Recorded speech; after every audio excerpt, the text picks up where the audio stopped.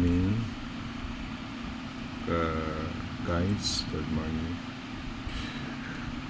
I make a video about the reflection of a view of philosophers. Ano ba mga view ng philosophers, mga guys? Paano ba mag-isip ang mga philosophers? According to the book of philosophy, this book, Philosophy of Man, the Existent Drama, the Fundamental Topics in Thinkers. So paano ba mag-isip ang mga philosophers? According sa books, mga guys, fellow viewers sa channel nito na The View of Philosophy. According sa ang pag-iisip ko ng mga philosopher ay how they think. Paano po ba sila mag-isip? More of questioning, answer by question.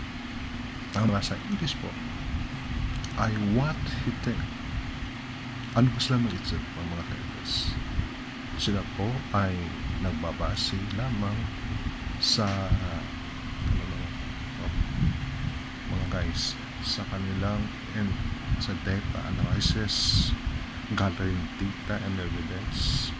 But kung mag-isip naman po ang mga Christian people, more of God's providence.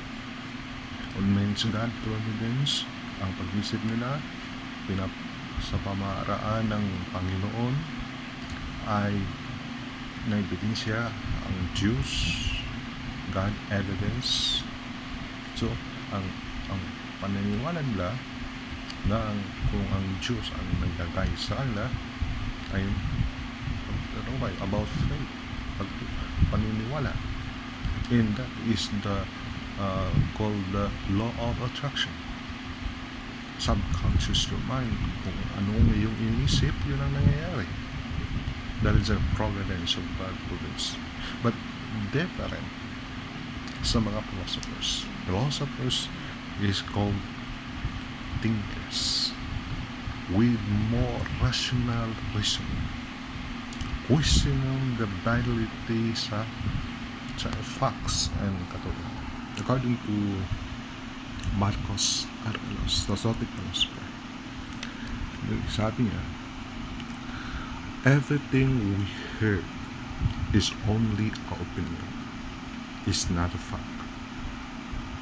Everything